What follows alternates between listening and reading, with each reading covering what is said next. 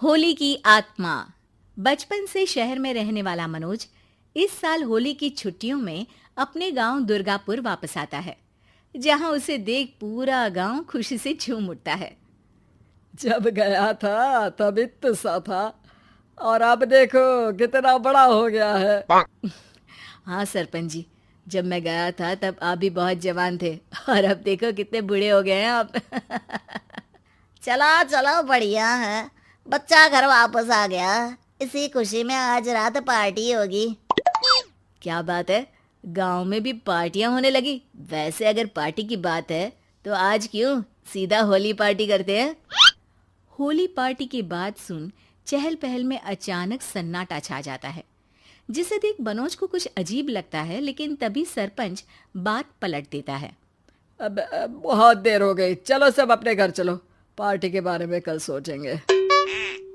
मनोज भी mummy papa के साथ घर आ जाता है, पर होली पार्टी और उस पर पूरे गांव की खामोशी वाली बात अभी तक उसके जहन से निकलती नहीं।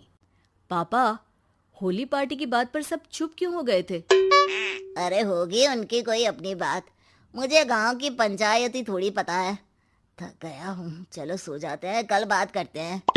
पापा की बात मानते हुए मनोज भी सोने चला जाता है। आज तो छुपा लिया, लेकिन हफ्ते बाद जब होली का दिन आएगा तब इसे कैसे रोकोगे? अगली सुबह सूरज के साथ ही मनोज भी गांव घूमने निकल जाता है, जिस पर रास्ते में उसे अपनी ही उम्र के कुछ लड़के भी मिलते हैं, जिनसे दोस्ती कर अब वो उनके साथ घूमने लगता है। इसी तरह कुछ दिन बीत जाते हैं और होली नजदीक आने लगती है। दोस्तों, होली में 4 दिन ही बचे हैं, पर गांव में उसकी कोई तैयारियां क्यों नहीं दिख रही? क्योंकि यहाँ होली नहीं मनाई जाती। अरे पर ऐसा क्यों? वो राजा भूषण। अरे तुम 4 दिन के लिए आए हो, क्या इतना सोच रहे हो? चलो कुछ खाने चलते हैं। इसी के साथ एक बार फिर होली की बात को टलते हुए देख मनोज को शक होने लगता है। वो घर पहुंचते ही इंटरनेट पर अपने गांव और राजा भूषण के बारे में जानकारी निकालने लगता है। क्या?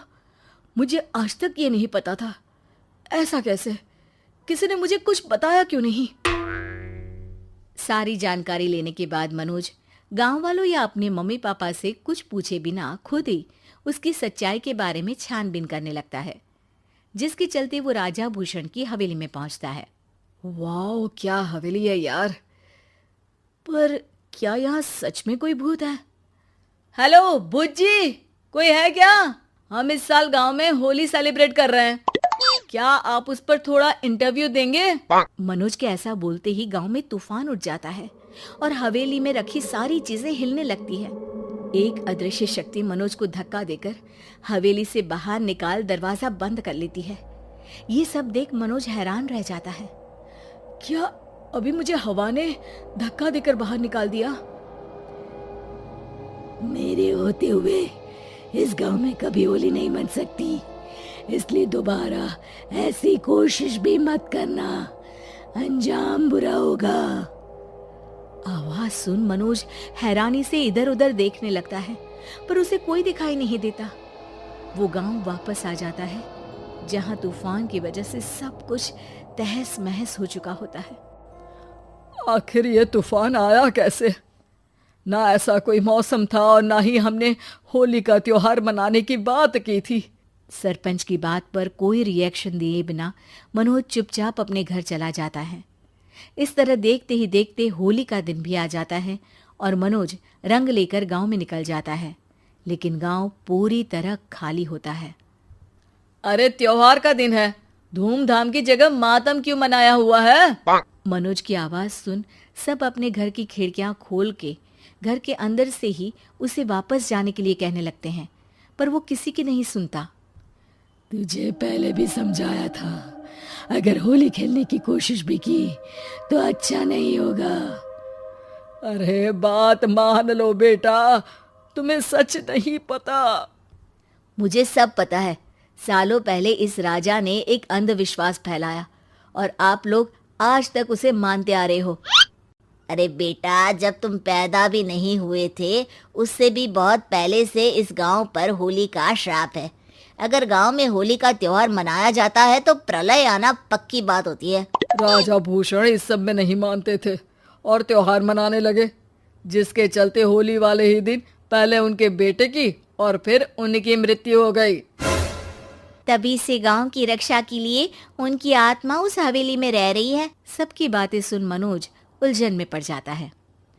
सोचना भी मत मनोज, अगर तुमने इस परंपरा को तोड़ने की कोशिश भी की तो उसका परिणाम इस गांव और गांव के लोगों के लिए अच्छा नहीं होगा। मुझे भी यकीन नहीं हो रहा कि आप लोग एक बेतुकी बात को मानकर सालों से रंगों के त्योहार को मातम की तरह मनाते आ रहे हो। मनोज किसी की कोई बात ना मानते हुए पूरे गांव में रंग बिखेर देता है, जिसके तुरंत बाद वहां तूफान के साथ बिजलियां गरजने लगती है। अचानक मौसम में ऐसा बदलाव देख जहां मनोज कंफ्यूजन में आ जाता है, वहीं गांव वाले डर से सहम जाते हैं।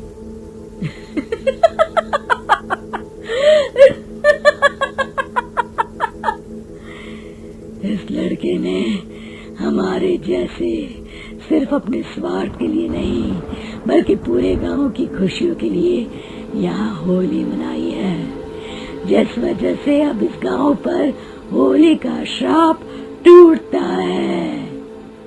ऐसा बोलकर राजा का भूत वहां से गायब हो जाता है, जिसके बाद गांव के लोग धूमधाम से होली मनाते हैं।